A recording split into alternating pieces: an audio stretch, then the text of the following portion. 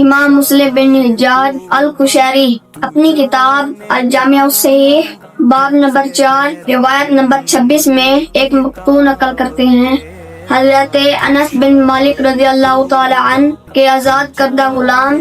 جلیل القدر مشہور تابعی بزرگ امام محمد بن سیرین رحمہ اللہ المتوفی 10 شوال 110 ہجری آپ فرماتے ہیں قال ان ھذا العلم دین فانظروا امن تأخذون دینکم۔ علم حدیث دین کا ایک حصہ ہے، لہذا تم کو دیکھنا چاہیے کہ تم کس شخص سے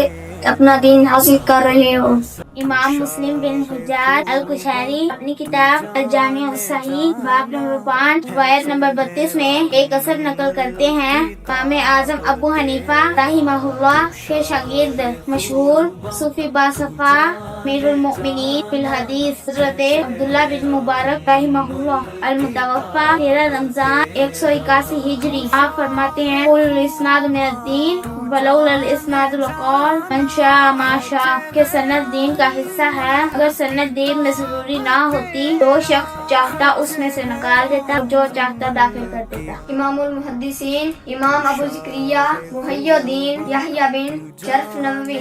المتوفی 676 ہجری اپنی کتاب التقریب والتأثیر میں فرماتے ہیں جلد 1 صفحہ نمبر 23 فإن علم الحدیث من افضل القرب الى رب العالمین وکیف لا یکون وهو بیان طریق خیر الخلق و اکرام الاولین والآخرین۔ بے شک علم حدیث اللہ تبارک و تعالی کے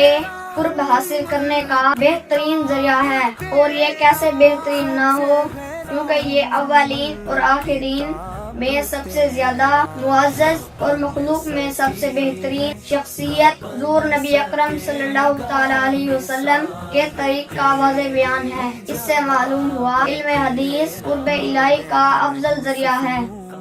امام المحدثین امام جلال الدین السیوطی المتوفی 911 ہجری اپنی کتاب تدریب الراوی فی شرح تقریب النووی جلد 1 صفحہ نمبر 23 میں فرماتے ہیں ان علم الحدیث رفیع القدر عظیم الفخر شریف الذکر